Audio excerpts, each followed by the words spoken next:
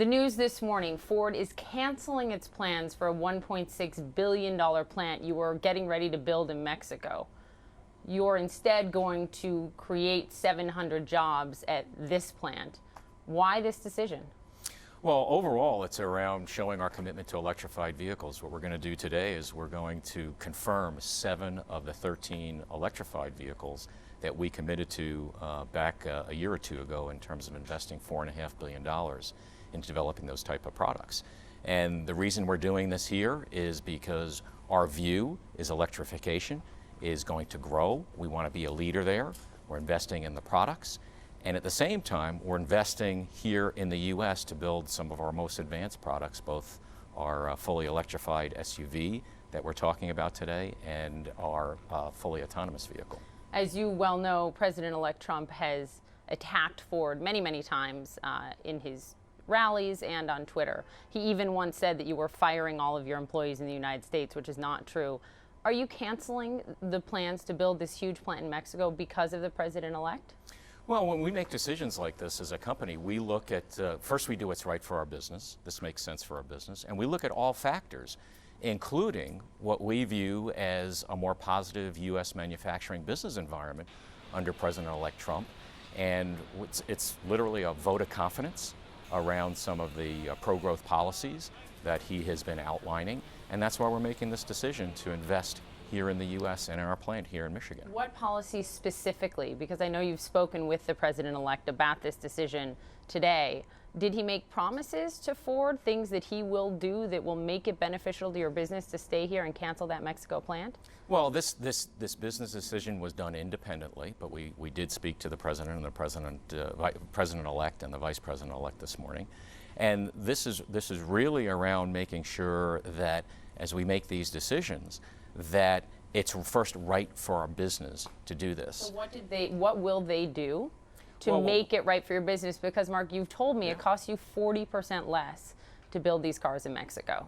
Well, we are really encouraged, again, by the pro-growth policies that he's outlined, particularly around reforms, around tax policy and regulatory policy. Those type of things I think are going to generate a very positive business environment for investment here in the U.S. Let's get specific on that. He wants to bring the corporate tax rate down to 15%. That helps you. What do you mean regulatory? Are you talking about fuel efficiency standards? Well, overall fuel efficiency standards, but just overall regulatory burdens that are on businesses. And he has said very clearly he wants to create a very positive business environment for businesses to invest in the U.S. And we'll have to see how that rolls out. But again, this is a vote of confidence that we feel very good about that kind of direction and in making these kind of investment decisions. What did the president-elect say to you this morning? You called him along with Bill Ford? Well, I talked to the vice president-elect this morning. He was very happy about the news and that we were making the investments here in America, not only good for Ford, but good for the U.S. and the American workers. Did not get a chance to talk to President-elect Trump. Bill Ford did that. He reiterated the same things. Did he say he's going to stop with the tweets and the attacks against Ford? Well, I don't think we got into that level.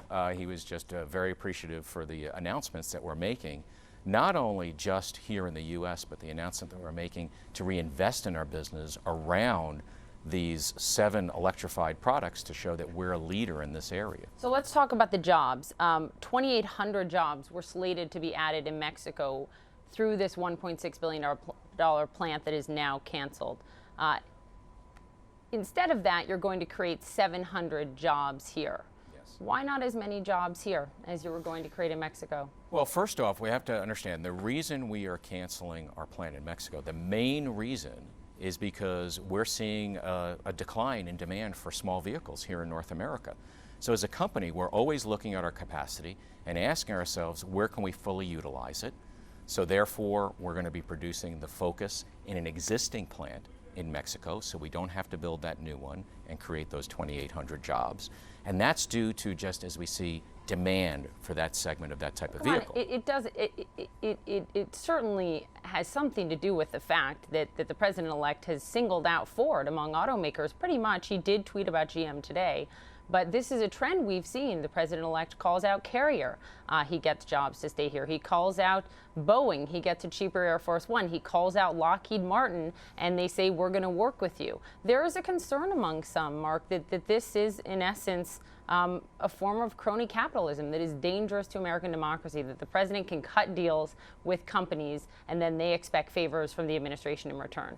Well, first off, we didn't cut a deal with the president-elect. We did what's right for our business, first and foremost. That's what drives us in every business decision that we make.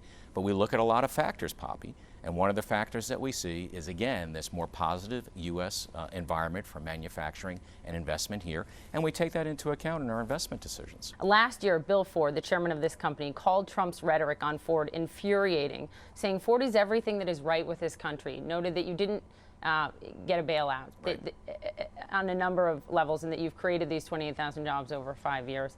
At this point in time, and you also said to me, Mark, it's really unfortunate when politics get in the way of facts. When the president-elect said you were firing everyone in the United States, that was not based in fact. When he said that you were keeping a plant in Kentucky and not moving it to Mexico because of him, that was not based in fact. You've now spoken, the two of you, with the president-elect. Are you confident that what he says about Ford going forward will be based in fact? Well, I'm confident that we are presenting the facts to the president-elect. It's up to the president-elect to determine how he wants to talk about that. It's our responsibility as a company to lay those facts out very clearly, and also to understand the rationale behind these business decisions, and also to make the point, again, that we are a global multinational company, but our home is here in the United States, and it's really important we're strong here in the U.S., and we stress that. Is this the first of more to come, Mark Fields? Am I going to be back in Michigan? Am I going to be in Ohio? I mean, is this a trend we're going to see? Well, for us, we have a lot of exciting products. This is all about products and services as we move from an auto to an auto and mobility company. But I mean, those jobs here and not We're elsewhere. always going to, our approach is always how can we grow the business and how can we do our job to contribute to economic development no matter where we do business, and that includes right here.